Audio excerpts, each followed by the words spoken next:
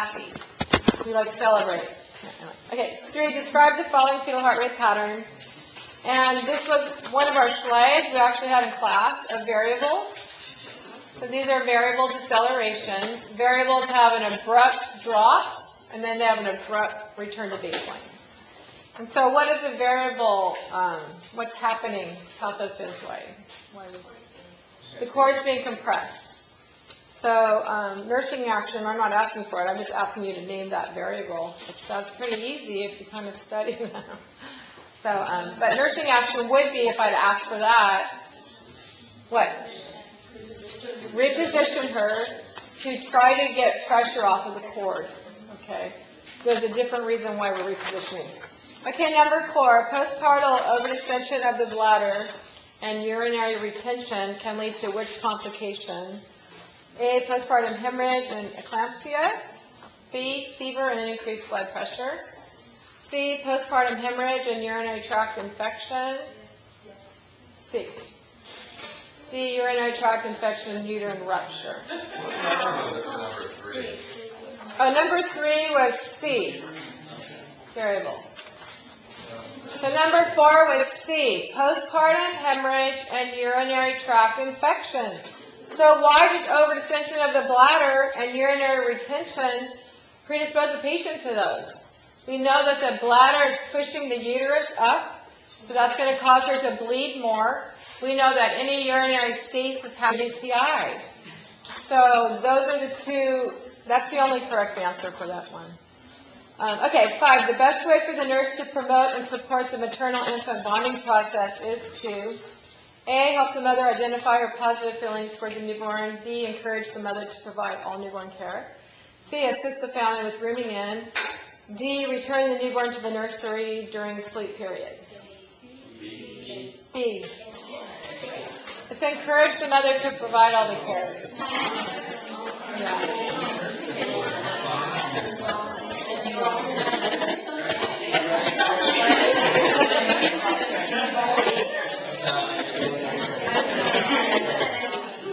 Okay, the more the mother takes care of her baby, the more there's going to be bonding. If she has everybody else taking care of that baby, where's the bonding? We could sit there and talk all day. Oh, what are your positive feelings about your baby? And somebody else is doing all that care.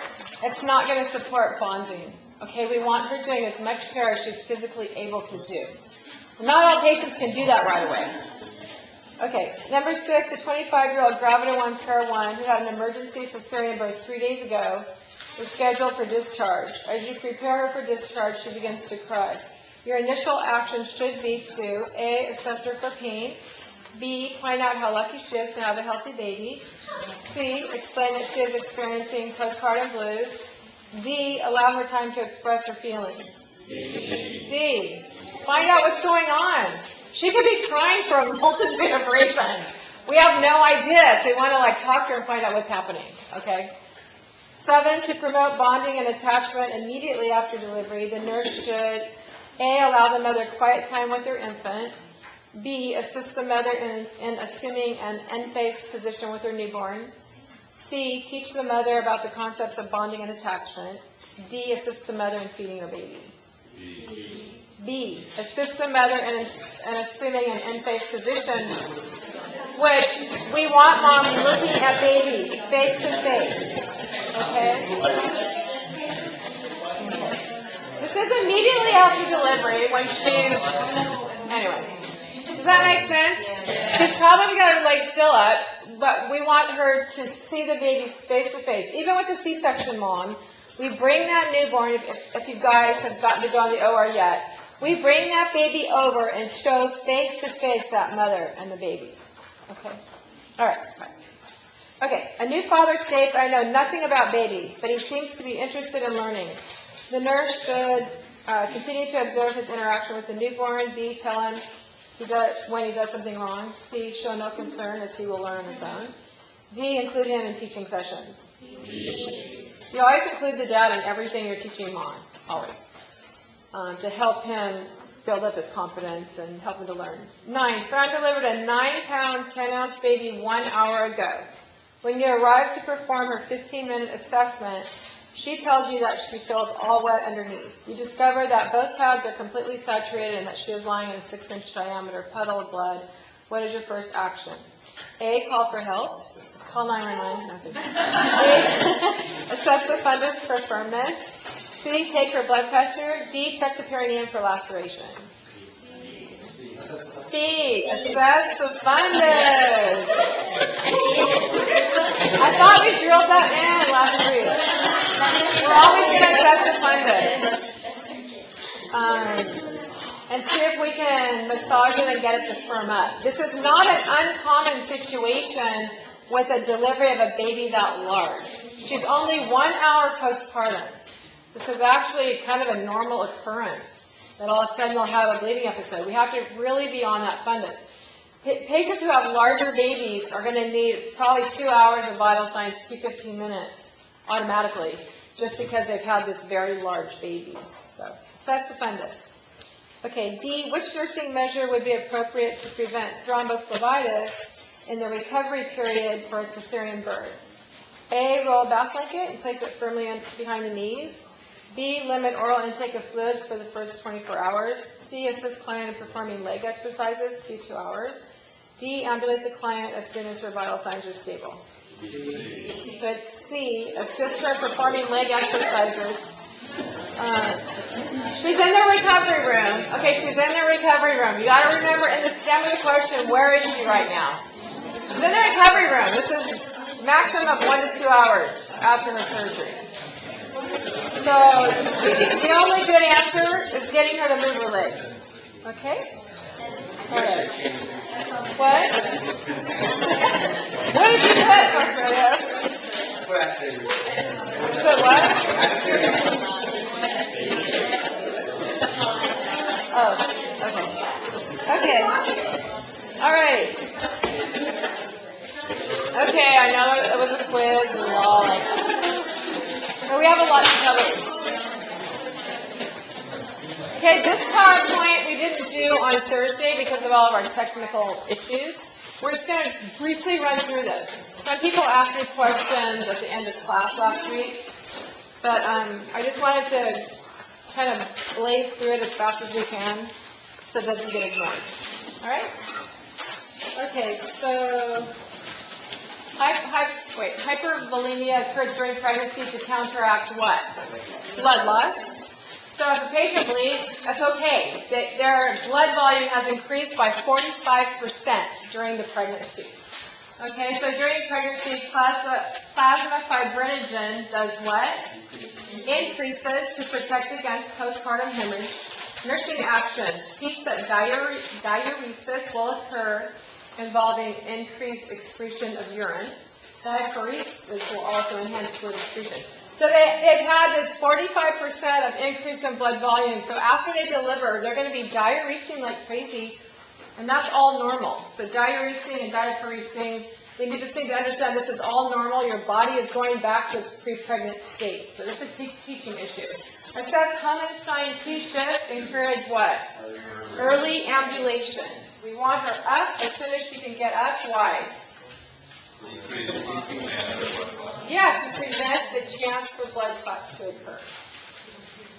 Okay, so constipation is a common problem due to decreased bowel tone during pregnancy, restricted fluid and food intake during labor. We basically starve them to death during labor. So then we have perineal trauma, episiotomy, hemorrhoids. All that can interfere with bowel elimination. Talk to anybody who's had a vaginal birth. They'll tell you the last thing that they want to do is have a bowel movement. Happens to all of us. We just don't want to go there. But narcotic analgesics also may do what? Decrease GI motility. So we have all these factors affecting elimination. So nursing actions, Colace. Did anybody give Colace to their postpartum patients this week? Yeah. So we just encourage them to take their stool softener, BID, twice a day. Probably for the first week to 10 days. I know we encourage them to go home, especially if they've had a 3rd or 4th degree laceration, if they've had the hemorrhoids during the delivery or during pregnancy.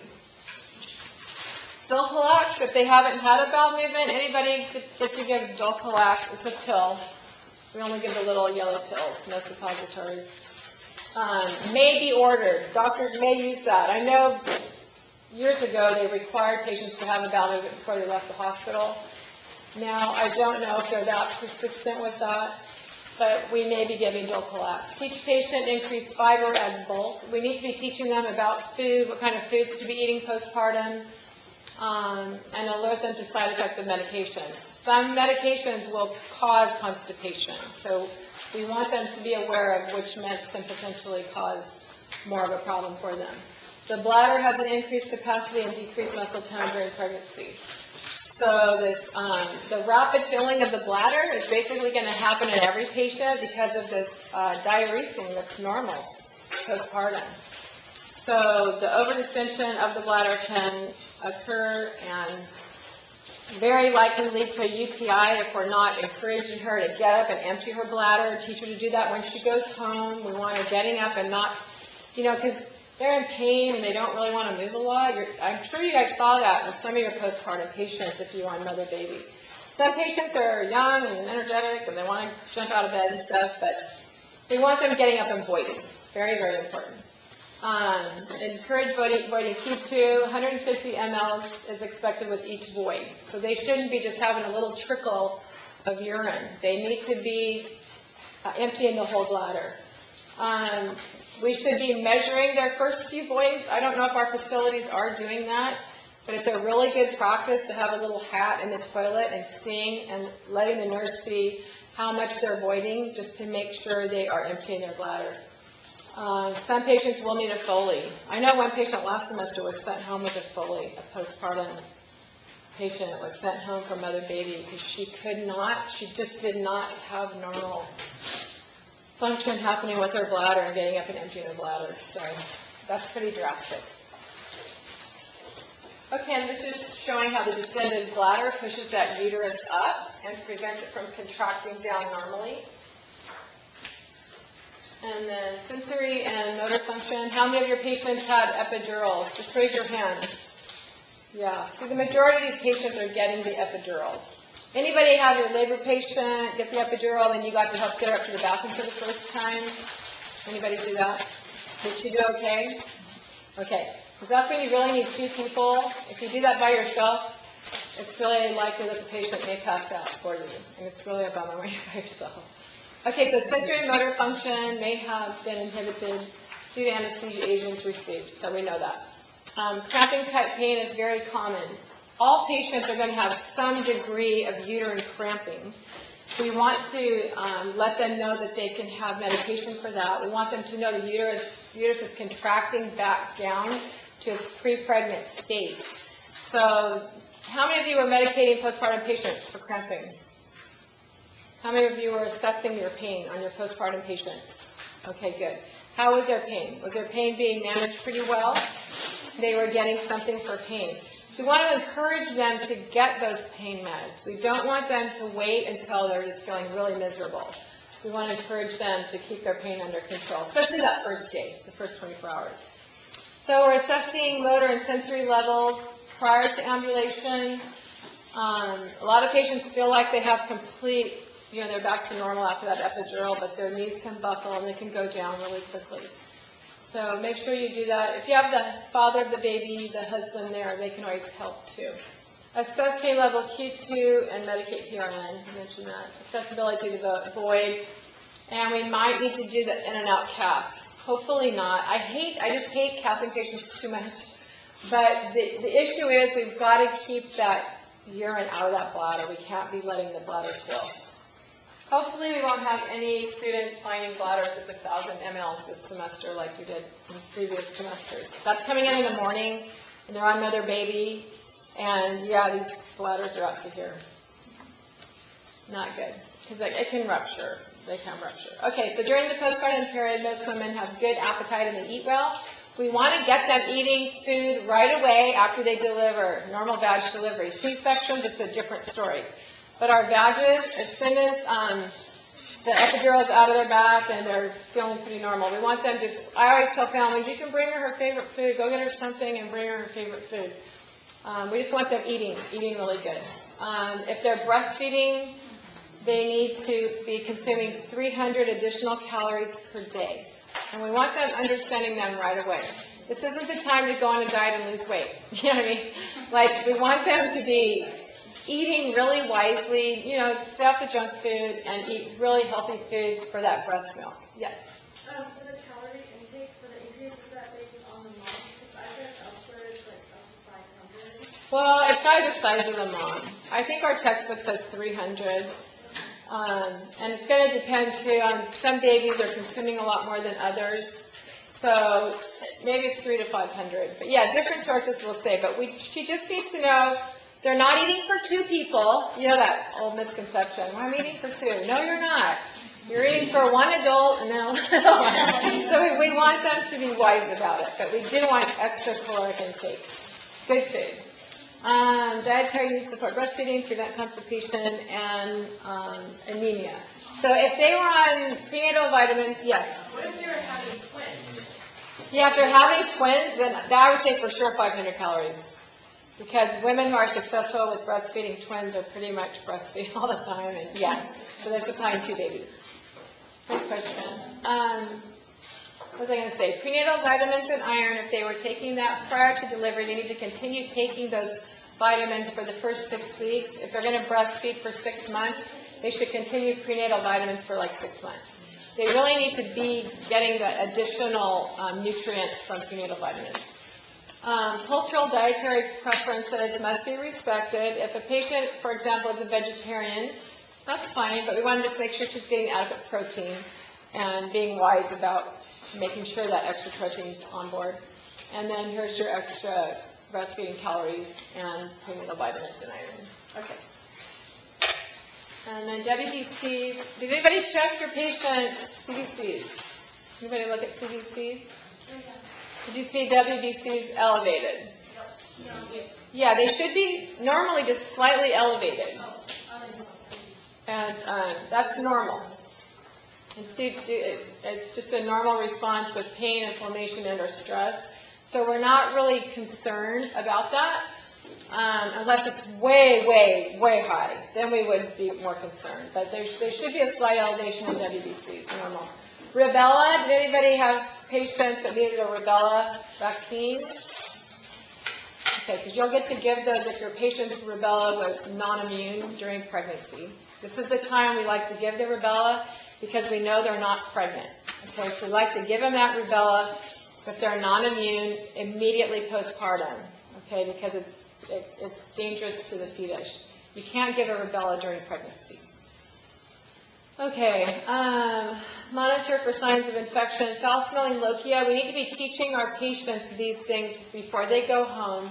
If the lochia, if you're bleeding, begins to smell bad, that's a sign of infection, and we need to know about that.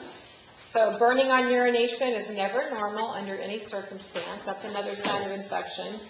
And they're all predisposed to UTIs. And then what else? Redness or drainage from their incision site. They've had a C-section. That site should be really clear. No problems with those sites. So again, the rubella will be given. Hand washing. We want to be teaching our patients about hand washing because if they're doing their own peri-care and then they're going to take care of their baby, we want to stress the importance that they need to be using good hand washing before they handle the newborn. Okay, so that's a teaching issue with all of our patients. I don't care who they are. And then good peri-care, we're teaching them to use the little bottles of warm water. I'm sure many of you got to help. We use that to squirt off the perineum because we don't want them wiping with tissue against any stitches. Okay, this is just for those first few days. No wiping. If anything, they can dab a little bit, but we just don't want them to be wiping just like a normal visit to the bathroom. This is an important issue. Okay. And then what else do we have? The episiotomy laceration. Anybody see a real swollen episiotomy? The laceration postpartum? Yeah, they can be very, very swollen. So we want to use what? First 24 hours. Ice packs first 24 hours. Sit fast following that to promote healing to that area. Third degree laceration involves the anal sphincter, and fourth degree involves the anal wall. So we just need to be teaching them, if they have that 3rd or 4th degree, they need to understand where the stitches go. The stitches will dissolve. But that area has been stitched up, and we definitely don't want those patients doing any wiping of that area. Use their little peri bottles. Super important. Okay, skin changes during pregnancy. Cloasma is the mask from the hormones. They get kind of a mask on their face, or the skin gets a little darker on the cheeks. That goes away. It's just due to the hormones. The linea nigra is the line that goes up and down the abdomen during pregnancy. All these changes change after they deliver and they subside. But just for them to understand, it's hyperpigmentation caused from the hormone changes. It's normal. And there's really nothing they can do to stop that from happening. So nursing actions, again, ice packs, and then heat. 6 baths are great after that. And the skin changes should resolve. I don't know any patient that's ever, their skin changes did not resolve after they deliver. It's important for us to teach them that the uterus, where the baby was, their uterus was way up here. In the next 10 days, it's going to go down to the size of a fist, basically, and go back down into the pelvis. What else? We want to be teaching them to massage their own fundus. That's important. And basically, what? It's just going to go back down. We're going to be palpating it. We're checking the level of that fundus. Everybody palpated fundus? Raise your hand if you palpated a fundus. See, now it all makes sense, doesn't it? Right? Were they 1 finger below, 2 fingers below, 1 finger, 2? Yeah, so we want to chart that really carefully. But it should be all the way down in 10 days. And this just shows the uterine involution. It's a picture from your book. And then the lochia, it's really important to chart the lochia and explain this to the patient that you're going to be bleeding. It's going to go from bright red to more of a pink color to a white discharge. They need to understand that that's what's going to be happening when they go home. The first few days, it's mostly lochia rubra, and then days 1 to 4, 4 to 10, serosa, and then alba after day 11. The displaced bladder, we've pushed that. I think you all get that. It's going to interfere with uterine involution, so we want that bladder kept empty. And we can explain that to our patients if they're capable of understanding that. That's why we want to make sure your bladder stays empty, because we want your bleeding to stop, we want your uterus to go back down, so we can be teaching that. The Pitocin, you should be aware of Pitocin, how much we give, and then just our nursing actions. I feel like we've talked about this a lot. And then the psychological stages, you need to be familiar with these developmental stages. Taking in phase. This may last longer than the first 2 days. It depends on the patient. A patient may, if she's had several other kids, not even be in the taking in phase. She's just ready to go with that new baby. She knows everything she needs to do. So taking in, it's really important that we're not trying to teach during this phase, because they're not going to get any of it. Okay, they need to be cared for. And then taking hold is when they can start focusing in on the baby now. Okay, so they might have the baby blues. It's good to talk to patients about the baby blues, feeling like they want to cry 1 minute and laugh the next. It's all normal. That's part of blues. And then letting go. They're not going to probably get to the letting go phase while they're in the hospital, but this should happen once they get home and they're caring for the baby. So, any questions on those? And then here's lochia assessment. This is a picture from your book, just showing what's considered scant, light, moderate, and heavy. We had a patient, Rod had a patient at Fountain Valley the other day that was a C-section, and usually C-section has scant to light lochia after surgery. But his patient, we have to be in there to take care of the baby. A couple of my students and me, and then Rod was in there because it was a C-section. So what happened, Rod, with your patient? She was bleeding. That was a lot of bleeding for a C-section. She had a heavy with lots of clots, okay? And it was nice that the doctor ordered Cytotec, which I've never heard of that being ordered for postpartum hemorrhage. But Lou, my other student, was able to give that rectally. So then I looked that up. I was talking about this in the seminar. She gives 4 pills rectally to the patient. And then I looked it up, and there is new research that shows that it works within 3 minutes usually when it's given rectally and has really good results. But that was the first time I've ever seen it given. So I'm like, I had to look this up and find out how prevalent. It's not real prevalent use like this. Cytotec is used for other things, but usually not postpartum hemorrhage. But then she ended up getting Methergin. She was quite the bleeder, but she looked great. Did her color ever change? No. She had such great color, and she was so happy. She had a spinal. Like, she looked like the perfect recovering C-section patient, but she was bleeding. So, you know what I mean? You have to really watch your patient, no matter how good they look and how they're responding. It was kind of amazing. But it was great for you guys to see. And then here's just a fundal assessment postpartum. And hopefully your nurses are showing you and then having you do it. So, yeah.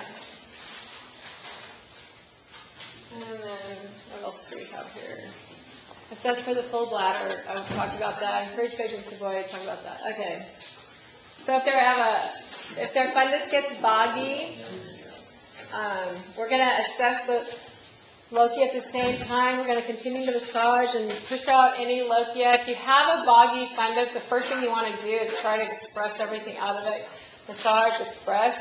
Oftentimes they're boggy because they're bleeding and they have clots inside, and that just keeps them getting boggier and boggier. So you want to do, and hopefully your nurses will let you do this with them, really express. That patient had a spinal. She wasn't feeling anything on these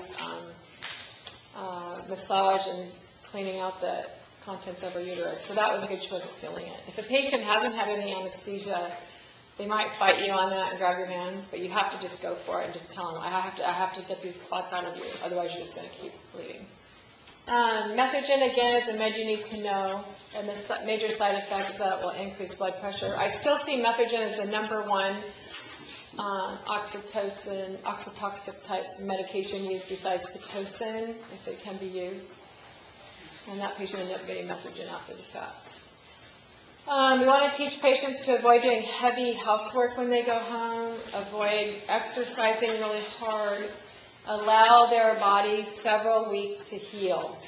And this is very important. My own niece, who's a kind of hyper-exercise girl, I think it was her second boy, that she went home, started working out, she came back in, postpartum hemorrhage. She did not allow her body to heal.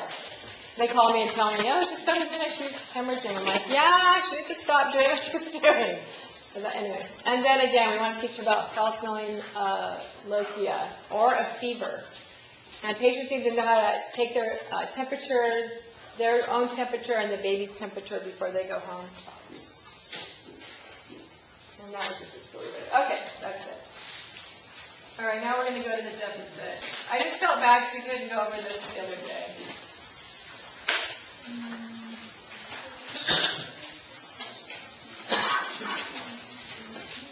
Can everybody look at these 3 slides?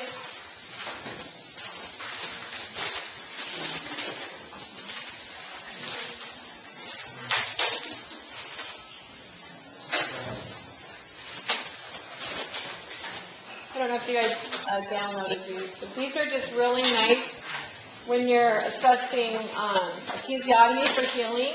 Like, what are you exactly looking at? So if you remember the acronym REDA, then this just shows what you're looking at.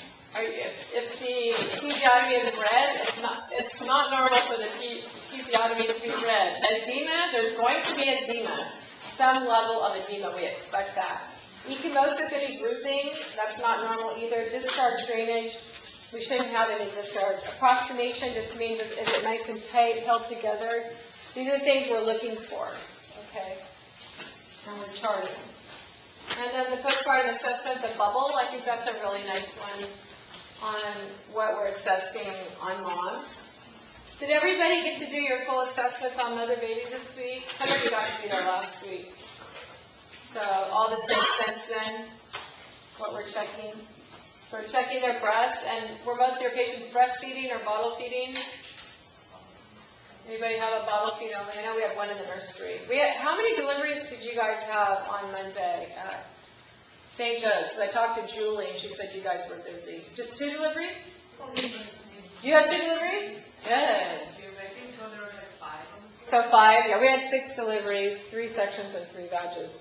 It was a crazy day. And then another sick baby came into the nursery.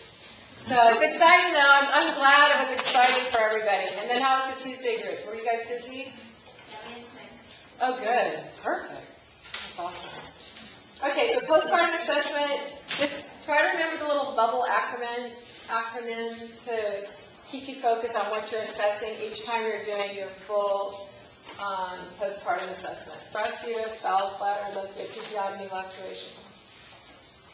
And then this, I just love this picture, because this just goes to show all the different potential complications that can occur with any postpartum mom. Okay, so this is just a cute little comic thing.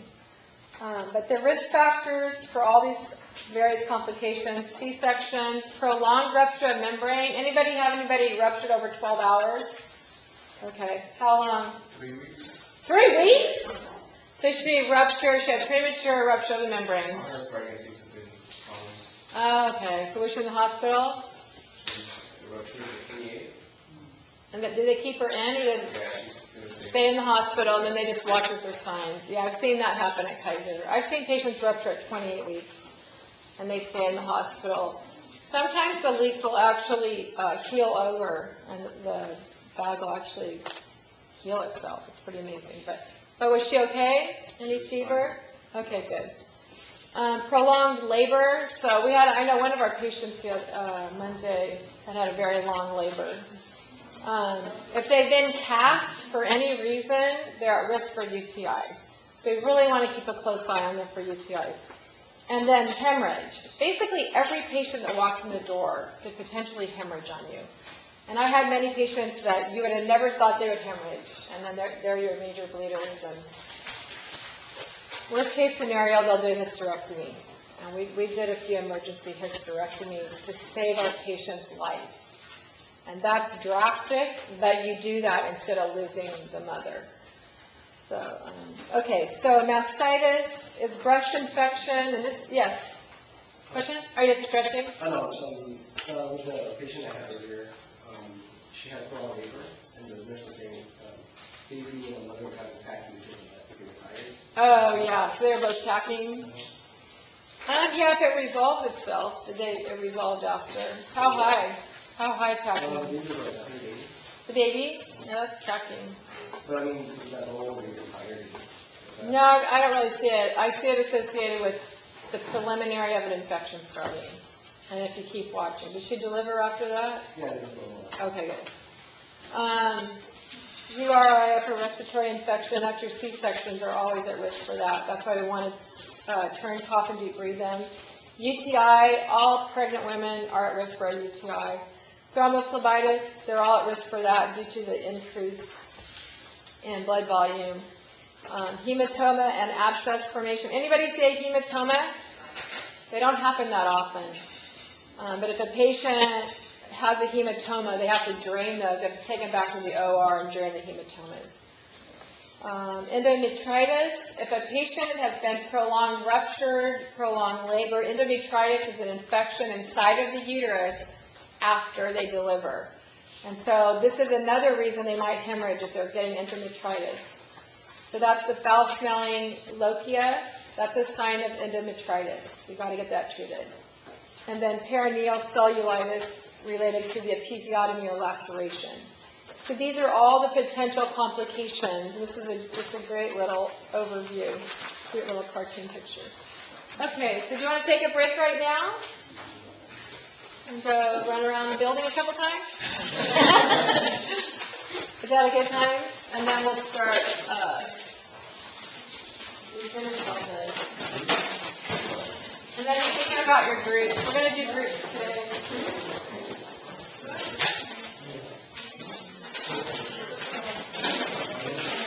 Okay, so come back at 10 till.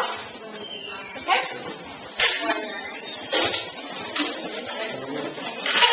What's the name? Aspen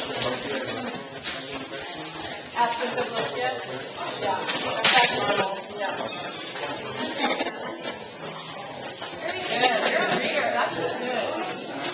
So is the score posted on the blackboard? Is what? The quiz score? Yeah. How'd you do it? Did you have a hard time with it? Yeah, I know the right answer, but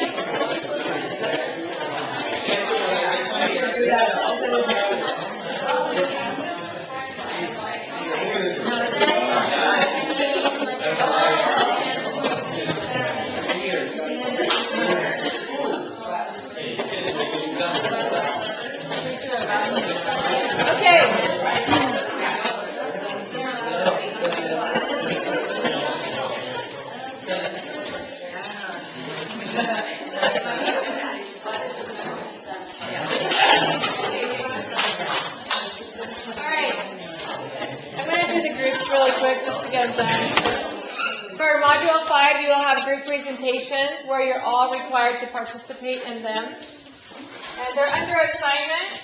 And so if I click on, let's try this.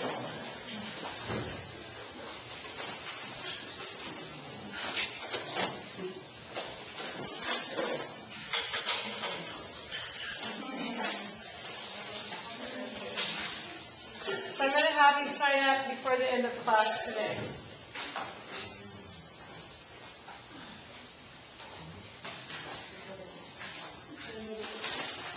Alright. And so this is what's on Blackboard, and you can download this for the people in your group. This is an example of one of the groups. For our class, it's going to be group 1. It's going to be herpes and HPV. So it says you have been assigned to research and present the concept of herpes and HPV. The following guidelines will assist you in this 10-minute presentation. So you're going to develop a case study involving a patient or scenario of some type, and you're going to be teaching your patient about herpes or HPV or both, however you want to do this. But it's kind of like your patient teaching project where you're doing a role play type thing. That's exactly what this is too. It's not just standing up here saying, herpes is a sexually transmitted virus. It's not like that, okay? It's a full-on role play where we go, oh, hello, Miss Ben. How are you today? I just got your lab results, and yes, you're positive for herpes.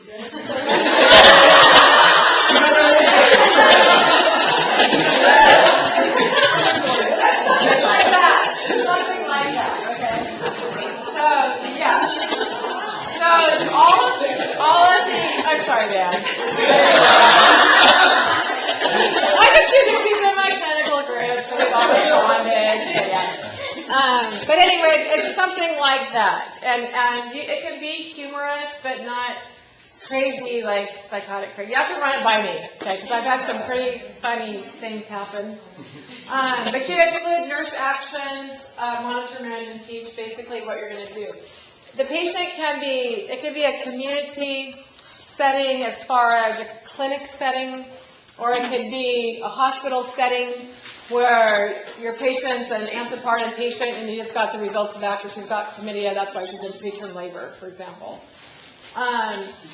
As far as these are your topics to choose from. Breast cancer is our number one cancer that's affecting women in the United States in Orange County. It's like 1 in 5, I think, in Orange County. And in the United States, it's 1 in 8 women will contract breast cancer.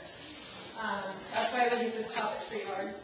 Barrier and surgical birth control methods, hormonal birth control methods, chlamydia, syphilis, gonorrhea, including PID, and then HPV and herpes, and then adolescent pregnancy. So these are our 6 groups. You need to have 6 people in your group, but we only have 35 students in the class, so one group will only have 5 people. So you can think about it, and then I'll have you sign up before you leave class today. And then you have a few weeks. The dates of the presentations will be, let's see, October 10th. October 10th will be HPV and herpes, bacterial STDs. And I should probably switch this. Breast cancer will be the next week. I'm going to go down here. So I'll put the dates up here so there won't be any. These 4 are going to be October 10th.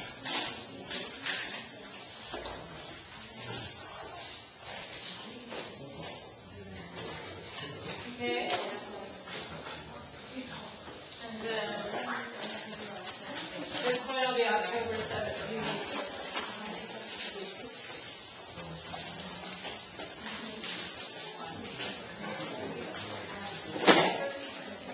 Because I had to do these dates because all the first 4 pertain to exam number 2, and then these 2 are exam number 3. So that's why the dates are the way they are. And then you'll run your scenario by me. Before you develop the scenario, run it by me. I can give you really good input, really good ideas. But make sure you talk to me, okay? Any questions about the group presentations? Okay. Yeah, so you can have a doctor, midwife, nurse practitioner, case manager. Oh, okay, is that pretty clear? Okay, then we'll sign up at the end of class.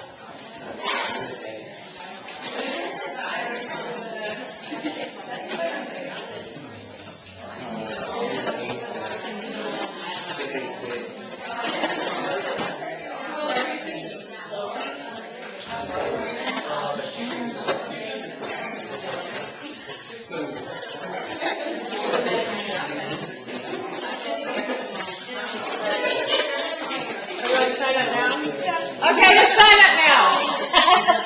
Just sign up right now. That's fine. I didn't know if you guys needed time to think about it or not.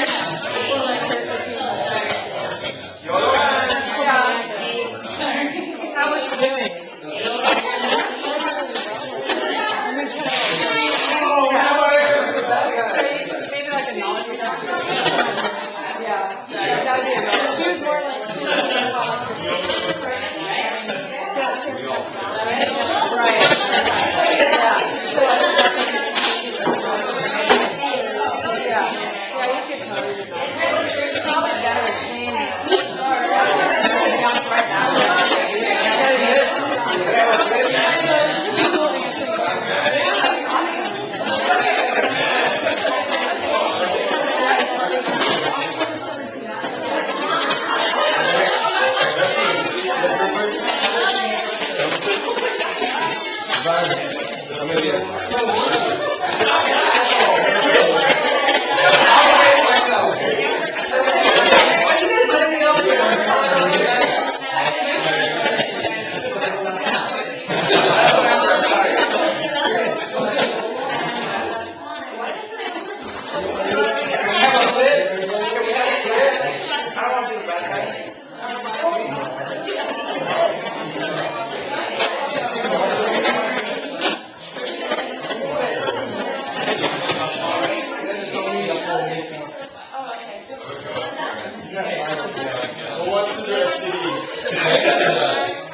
STDs are great. I love that topic.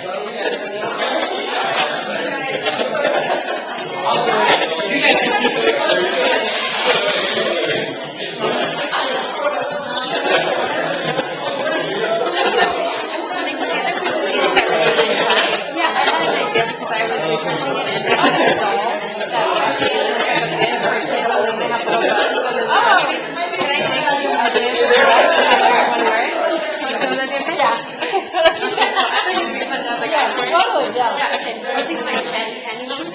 Yeah. Candy hose. Yeah. Sure. Make them. Totally. Would that be fun? Yeah, it'd be fun.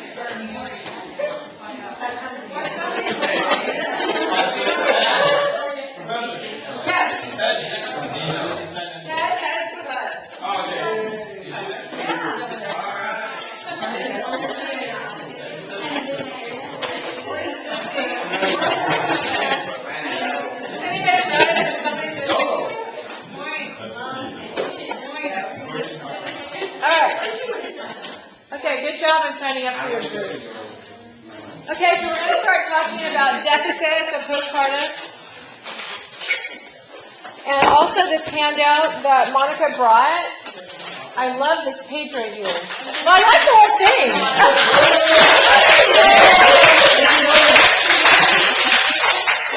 So you might just want to open this. It says 113 is the number here.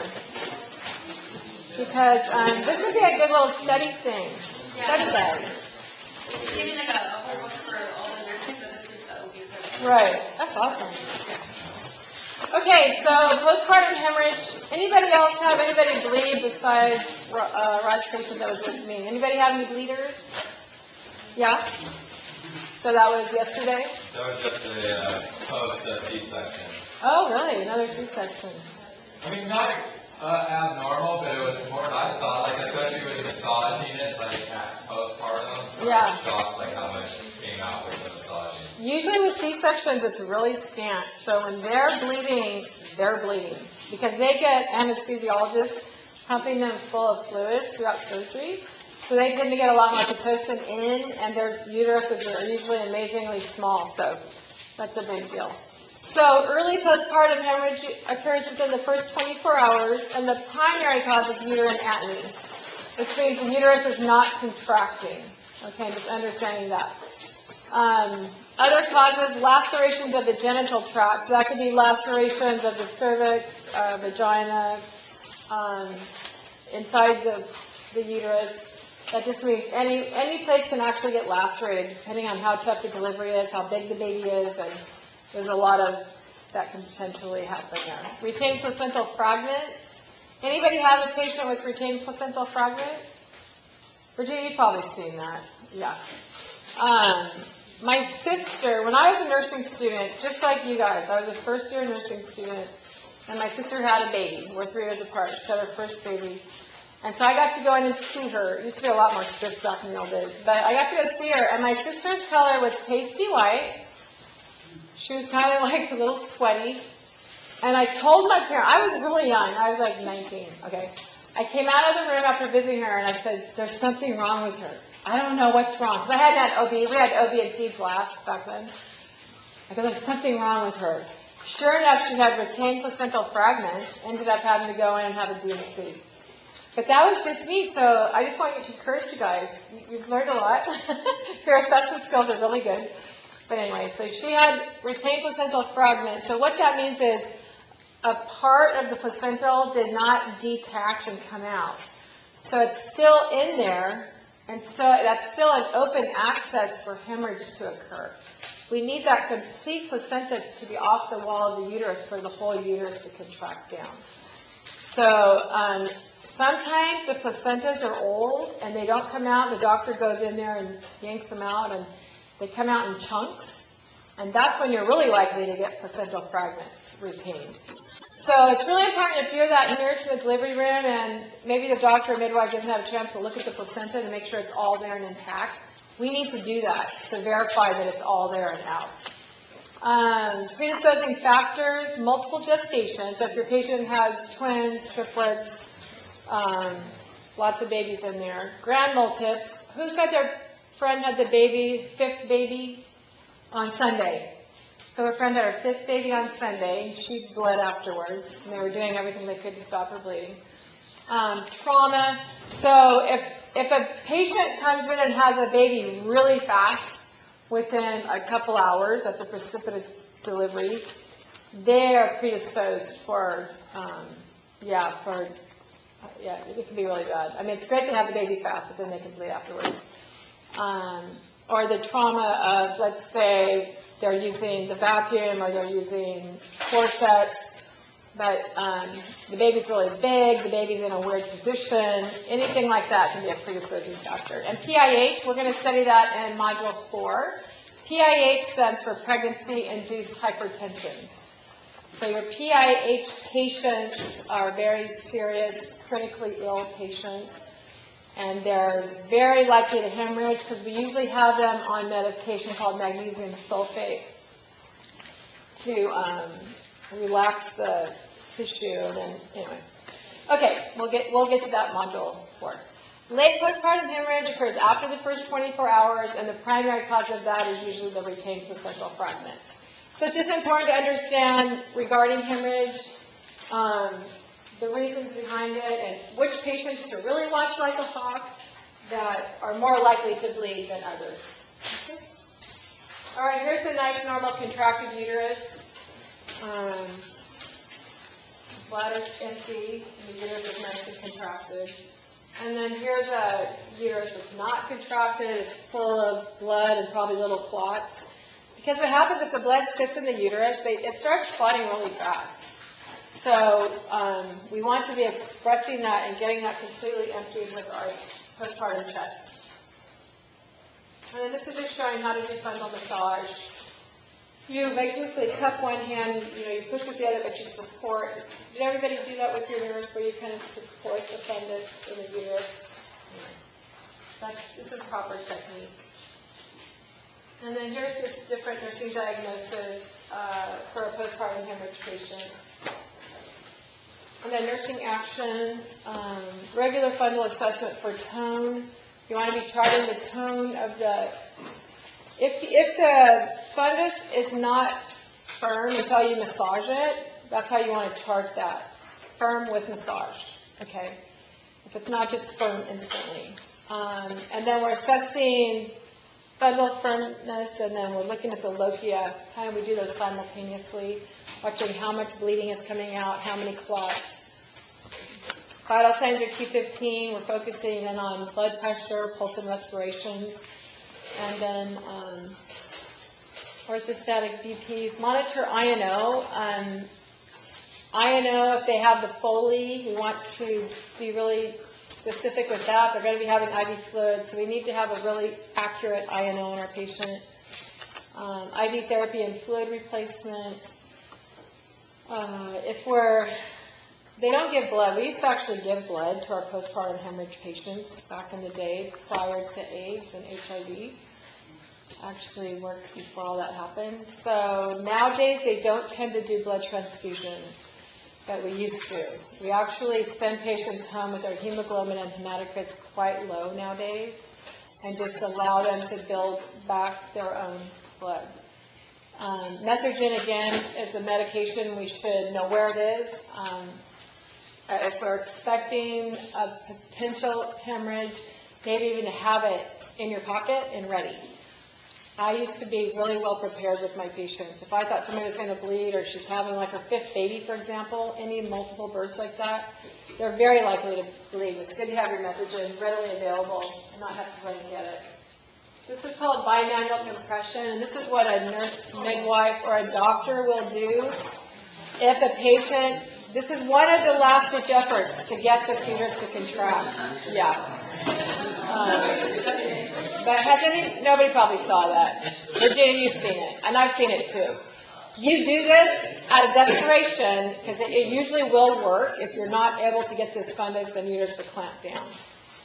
So, and hopefully they have an epidural. Okay, and then infection.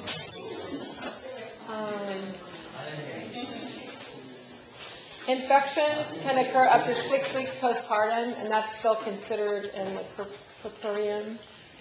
An increase in oral temp above 100.4. So if our patient has 100.4, we're going to increase fluids. We're going to offer her more PO fluids. If she has an IV, give her more IV fluids. Chances are she's just dehydrated. Okay, 100.4 is nothing to worry about. If it goes above that, that's when we get more concerned. Okay, but initially, if a patient goes to like 100.2, 100.4, our first inclination is to give fluids. Okay, that's initially. If she gets this text, this is stating she's above 100.4 for 2 consecutive 24-hour periods, or the first 24 hours after birth, then this is an issue. Then we're going to look closely and see if she's developing signs of infection. Here's all the predisposing factors we've already talked about quite a bit. Prolonged labor, hemorrhage. If they have hemorrhage, they're really likely to end up with an infection. Premature or prolonged rupture of membranes, soft tissue trauma, so if she's had lacerations, or the episiotomy, operative procedures, C-section birth, retained placental fragments because they have to go in and remove those, and if they're anemic. These are all some predisposing factors to infection. Has anybody in this room had an infection after they delivered baby? I developed mastitis, so I can speak to that. And I didn't know I was sick. Here I'm a nurse, yeah. And I just felt like I had the flu. I called my doctor, I feel like I have the flu. She's like, take your temperature. And sure enough, I had a fever. But I ended up with mastitis, so yeah. So localized infection, that's the episiotomy infection or laceration, the perineal infection. Or to the C-section incision. I don't really think I don't see a lot of that. As a nurse, I didn't see a lot of the episiotomy getting infected. As long as they're using good perineal care, doing really good with those little water bottles and using the sitz baths, I think they can do pretty well at avoiding infection. Again, we don't want them wiping on the stitches because the tissue getting snagged on those, and then that could set them up for infection. Indicators, red, tender skin edges. It shouldn't be red and tender. Edema. Edema by itself is really common, and you're going to see edematous episiotomies. Any drainage, purulent drainage, pain, and temperature spikes and chills. If a patient is telling you, initially after delivery, I'm sure if you've been in the delivery room with OR, the patient gets chilled, they're shaking. Did anybody see that? Okay, that's not a sign of infection. That's normal. Okay. We always want to have warm blankets ready for our patients after they deliver, vaginally or C-section. Because all of a sudden they've lost blood and they have hormonal changes and they're going to shake. It's just normal. So we're not going to stick a thermometer in their mouth. Oh my gosh, I have fever. That's not it, okay? We're just going to give them some warm blankets and get them warm. So just watch for that. I'm sure your patient will want a blanket. Endometritis. If the patient's been prolonged ruptured membranes, if they had an infection or high temp during labor, we want to continue antibiotics because after they have their baby, if we don't continue antibiotics with endometritis, that's what they're going to end up with. So when we check their fundus and push on that, I remember a patient specifically saying, ouch, as soon as I touched her fundus. So that tenderness is a sign of infection of endometritis. So they shouldn't have that uterine tenderness. Scant or profuse, bloody, and foul-smelling discharge. So if they have less discharge, porphyria, I think you just mentioned that. That's a sign of endometritis. So the temp elevation, tachycardia, chills, subinvolution means the uterus stays large. It's not going down and shrinking down like it should. These are all signs. Okay, and then thrombophlebitis. Anybody have a patient with thrombophlebitis? Hopefully not. But this can occur. That's why we do our Homan sign. We're checking for a positive Homan sign. We're checking for redness, edema of the lower extremities and pain in the lower extremities. So hopefully we're not seeing that. Mastitis, infection of the breast. Predisposing factor is a cracked nipple, but that's not the only. If patients are not completely emptying all the ducts of the breast tissue, then that's another predisposing factor. So they need to be completely emptying the breast at each feeding. So localized pain may occur, swelling, redness, fever, and a generalized flu-like feeling. It doesn't mean they have to have all 5 of those. They may have 1 or more, but that's mastitis. They can continue to breastfeed if they have a mastitis. And this is just showing early mastitis, acute mastitis. They can continue breastfeeding though. The baby won't get any part of the infection at all through breastfeeding. Okay, so UTIs. Did you deal with UTIs last semester? Yeah? Did you see very many? Yeah.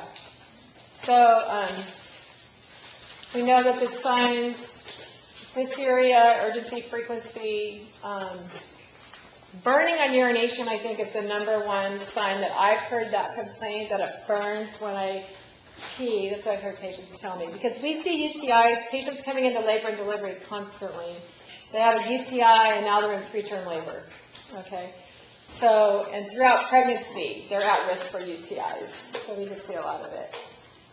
So, So how do you treat UTI while pregnant? antibiotics. Antibiotics? Yeah. What happens is if they come in early enough, some patients come in and they're in full-blown labor now, and then we can't stop them. But if they come in early, yeah, as soon as you give them the antibiotics, the contractions go away, send them home on antibiotics, and they're fine.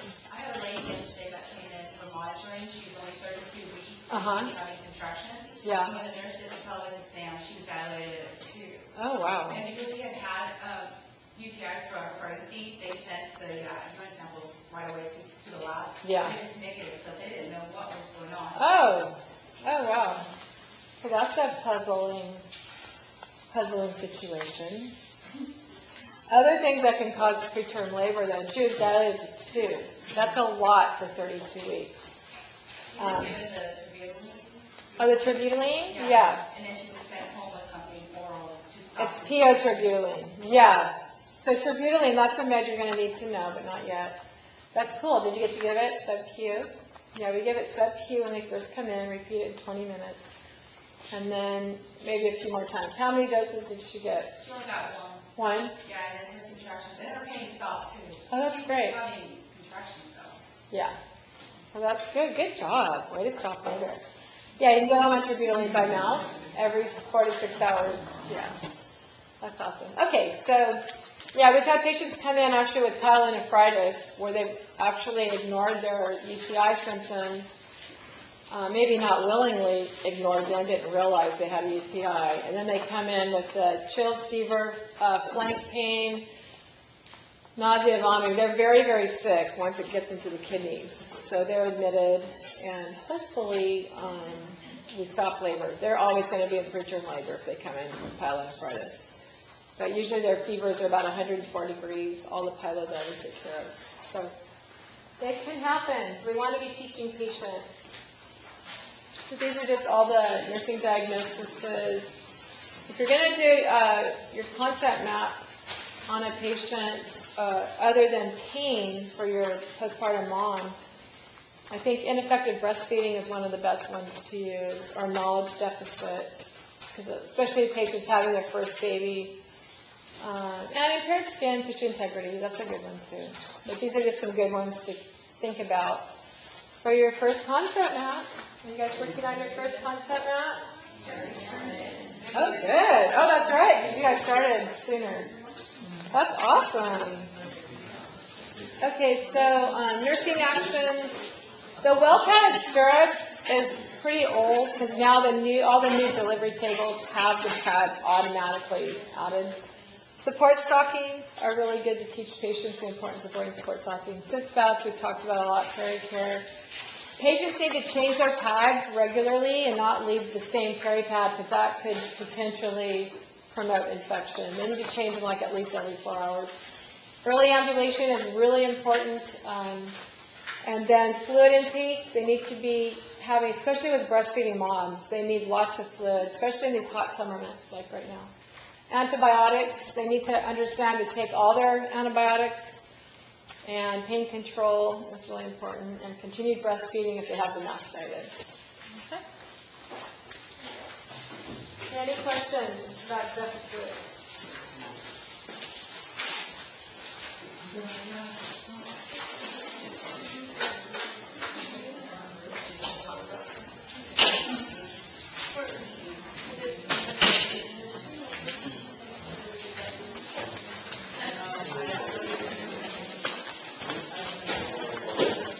Okay, so for breastfeeding,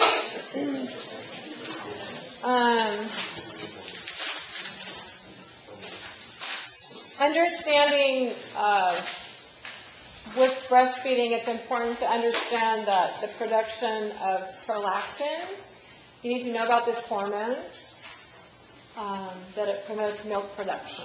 Okay, so this is our key hormone responsible for milk production. So you need to remember that one.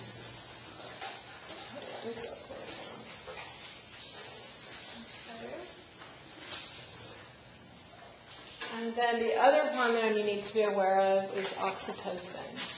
So when the newborn is sucking, and this is why it's so good for the mom to breastfeed right after she has the baby sucks, and then oxytocin is released. And that helps contract the uterus.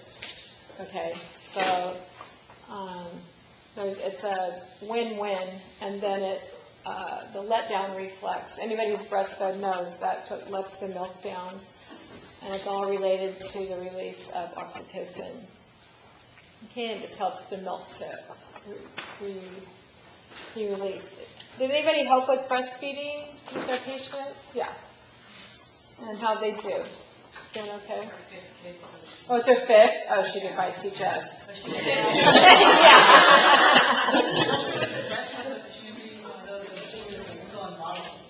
Oh, yeah. Yeah, some patients are really, piece of cake, no problem.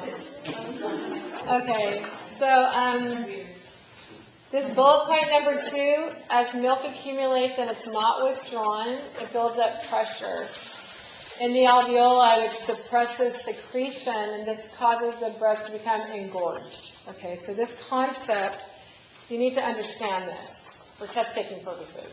Okay, so we need mom breastfeeding every 1.5 to 3 hours and emptying both breasts completely to help prevent engorgement. Okay, that's really important to understand that. Breast milk has excellent properties in passing on immunities to the baby. I think that's one of the biggest pluses about breastfeeding is that babies are much less likely to get sick because they're receiving antibodies from the mother through the breast milk. So this is a big factor in helping moms decide whether they want to breastfeed or not. I always encourage them just do it for the first couple months because you'll get your baby off to a really good start as far as the antibacterial, the antiviral advantages.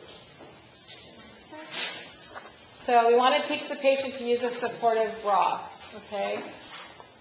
Not a tight bra, because a tight bra would actually suppress the milk coming in. If a patient's not going to breastfeed, we'll tell them get a super tight bra, because if you're not going to participate in lactation, you want to keep the breast tissue just kind of pressed.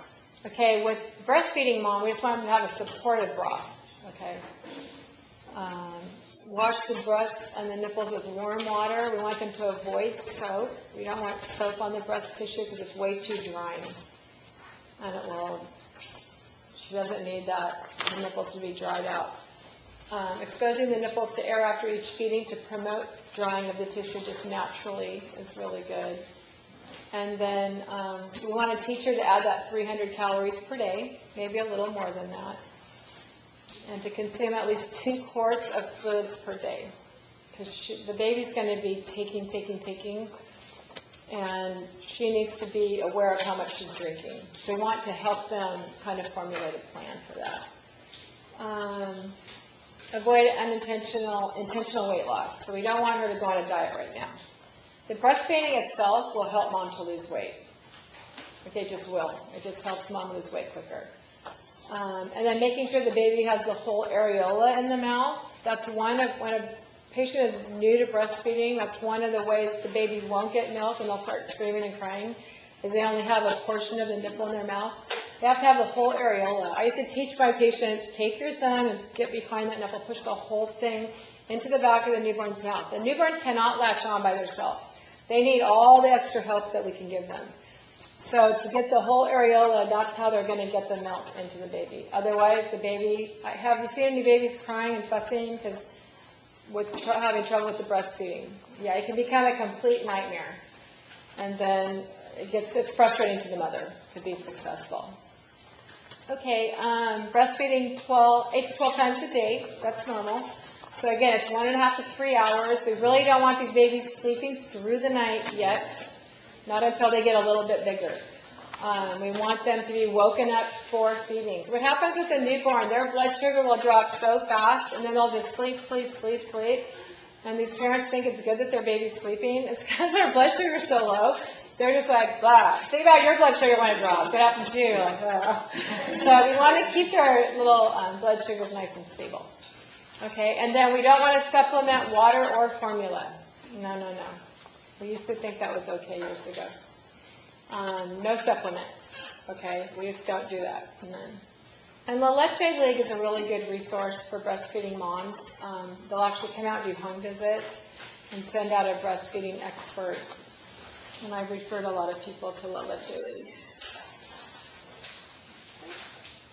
And here's the mom breastfeeding. There's different positions. Any of you help the patients with different positions for the breastfeeding? Because there's that hold, and then there's the football hold, which is good for C-section moms, because it avoids their incision being affected. Football hold is just like, see the guys run the football? You hold the newborn like that. And then there's side lying, where they can lay on their side. And that's a great way to breastfeed when they're episiotomy and their hemorrhoids are hurting, is to get them lying on their side. It's super relaxing for mom. And some of my patients have had really good success doing that. So we have, yes? When you say we got a system of breastfeeding, like, is just holding them, or do we actually? We just kind of coach them. Yeah, especially if they're brand new to breastfeeding. Most of our facilities have like lactationists, specialized breastfeeding experts that will come and see them. But oftentimes it just falls on the L&D nurse to teach them initially how to breastfeed, and then on the mother-baby nurses after that, and the nursery staff. So we just have to be able to explain it well and get them in the right position. Make sure the baby's latching on. You can hear the baby swallowing. Yeah. Anybody do that with your patient this week? Any breastfeeding? No. Okay. All right, so here's options for sore nipple management, which basically all patients, their nipples are going to get sore. The number one here is correct positioning. And that's what I was talking about, having the baby's full mouth on the whole nipple, and then changing positions to make sure they're not sucking on the nipple the exact same way every feeding. So we want them in different positions so they're not just because the tissue, it gets really sore. If you've ever breastfed a baby, you know what I'm talking about. It's downright painful at first. So use deep breathing, soft music, or other relaxation. I used to use my Lamaze breathing when I was first breastfeeding to help relax and not think about the pain. Limit nursing time on the sore nipple. You still want to empty both breasts, but you can limit the time if you have one side that's extra sore compared to the other. And then if you express a little milk at first, that helps the baby to want to latch on. And then you can massage the breast while nursing. It stimulates the milk to flow. And then wearing breast shields between feedings. That just helps keep fabric from rubbing on the breast tissue and allows air to circulate. They're really great. Everybody I know that uses breast shields really like them. Any questions about that for sore nipple management? Yes? I have a comment. Okay. I was in the mother baby supplement, and they said there's something called tongue tie where the baby can't. Yeah, the tongue extend his tongue. under, yeah. And if they can fix it, then usually they come out. Yeah, it's where that extra skin underneath the tongue, they have to like snip it, I think. Yeah. Yeah, I've heard about that. I've seen it. So, nurse actions for breast engorgement. You just need to keep the baby breastfeeding. Okay, so breastfeeding every 1.5 to 3 hours.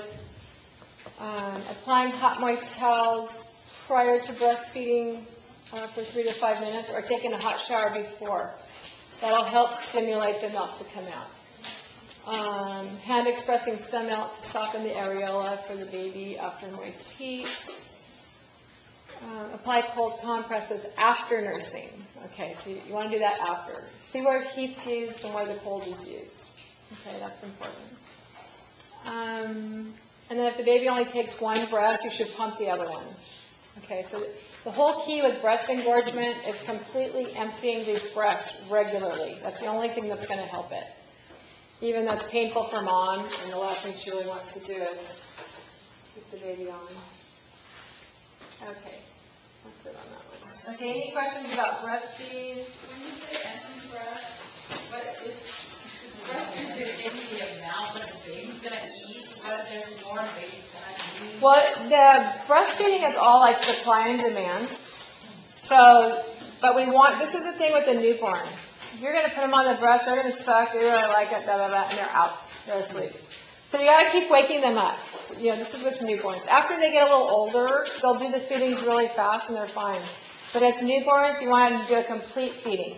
So you start out with 5 minutes on each breast, maybe 10 minutes on each breast. Extend that time each time a little bit longer. But you just want to make sure they're getting a good feeding each time on both breasts. Yeah, it's anybody who's breastfed can relate to what I'm talking about. If you haven't, it's kind of, I know it's different. But yeah, it's How do you know that, you know, you're empty? they get soft. Yeah, they go from being kind of rock hard to becoming, yeah, because initially when the milk comes in, they're kind of hard. Oh, they are. When the milk first comes in. Yeah. And so, good question, though. So, yeah, you want to get them empty. Yes. As long as the baby keeps breastfeeding, she can just keep producing milk. Oh my gosh, yeah. That one lady with that kid. It's on the front of a magazine. The kid was like 5, I think. It's 6. Yeah. Yeah, and also men can breastfeed. No, I read this story and it was true. In a foreign country. Where the mother died. The mother died and the baby was 3 months old. And the dad of the baby ended up breastfeeding the baby. I'm not kidding. I read this and I was like, no way. It was very well documented. Yeah. Because men can get breast cancer too. I mean, men don't realize, yeah, they have breast tissue.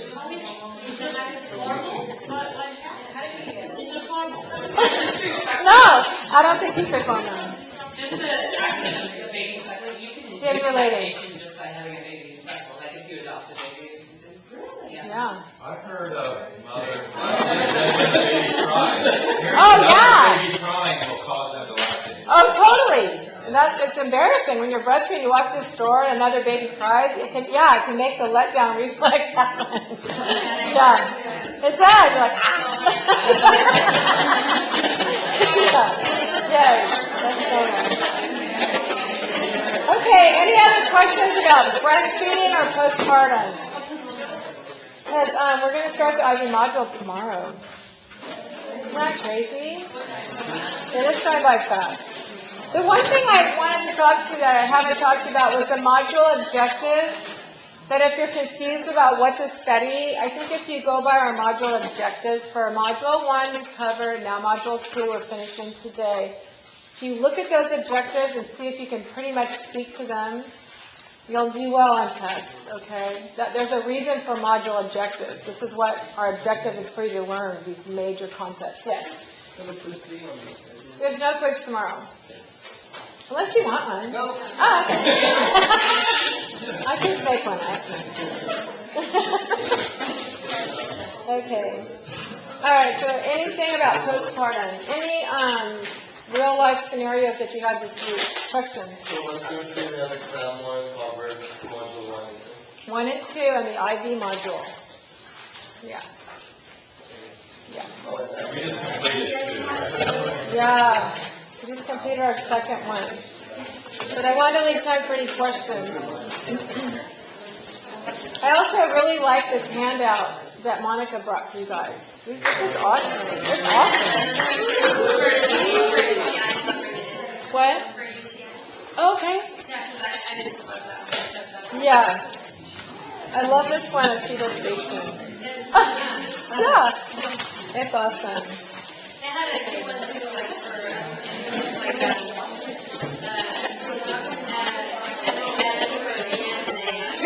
Oh, okay. That's cool. That's a great idea. Did everybody get your IV book? Yes? Okay, good. The IV module is another thing to look at, the IV module objectives. It's another thing to look at and kind of get familiar with. I would have this out when we're talking about the IV module and just kind of putting little notes to the side. Because this is basically showing you what you need to learn in the IV module. And I wanted to remind you, next Tuesday is our IV Skills Lab Day. There will be paperwork to print out under 102L to bring that day. It's just a handout for the day for the IV Skills Lab Day. And then tomorrow we'll be starting IV module. We'll finish it next Wednesday. But we're going to be doing calculations together. And because you're going to have to learn how to calculate rates. That's going to be on the exam. So tomorrow we're going to be doing calculations. Okay, so plan on that. In class, you're going to be learning how to calculate the pump and calculate the drop factor with the drip rate. You guys at St. Joe's, there's not all IV pumps, right, in the patient room? Right? And mother baby, that's what I've heard. I've only been over there once to cover for Julie. So you have to do the drop rate. You have to actually calculate how many drops per minute can drop in the chamber. So we're going to do that tomorrow. So come ready to do a lot of math. We're going to be doing a lot of math in class. Should we bring calculators? Yeah. If you can bring calculators, that would save me from having to lug them. I'm going to have you guys come up and do problems on the board tomorrow. So I'll be expecting all students to come up and do problems on the board. That way, it's going to be very clear how to do these calculations. Okay, we're going to be going over the module at first, the PowerPoint, and then calculations the second half of our class tomorrow. Okay, so that you walk away from class knowing the calculations, how to do them. It's really, really important. You need to know this. Okay, any other questions about anything? Yes? Ineffective thermoregulation. That's the best for the baby because that's going to be module 3. We're going to get into that whole concept of ineffective thermoregulation. So, yeah. Any other questions? If a mom is non-lactating, again, this is a concept you need to know. If mom is a non-lactating mom or suppressing lactation, this is exam question stuff. we want to suppress with a Thai bra, okay? We don't want her going in a hot shower. But we want to suppress lactation. So we don't want her doing any breastfeeding at all, if that's her choice, okay? That's important, because she'll get engorged, but the engorgement is different for non-lactating. We're not going to be pumping her breast, are we? No. The last thing you want to do on a non-lactating mom is to get any milk out of her breast. We want to, yeah, so just remember that. That's important. Does it get tender? They'll be tender, and the milk will come in, even if she's non-lactating. If she can't pump, if she pumps out just because she gets miserable, it's just going to stimulate more milk to come in. Breastfeeding is all supply and demand. Baby sucks so much, your body's going to replace that. Okay? Okay, I'll let you go early.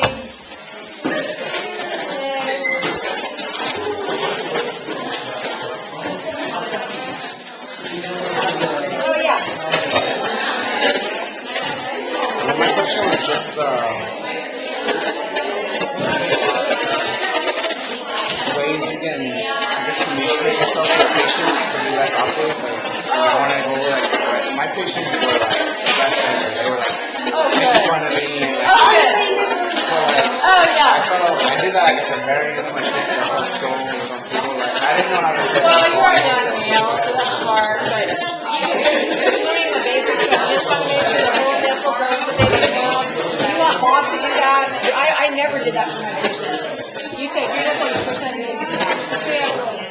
Say that, make sure the baby's sucking and swallowing. You can do that. my first time. I know. Those terms like It's that. awkward for guys, yeah. But good job. Hi, girl. I forgot this up in the Field Lab. Oh, okay. Can I have you sign it tomorrow, or do you want me to next week? Oh, yeah, that's fine.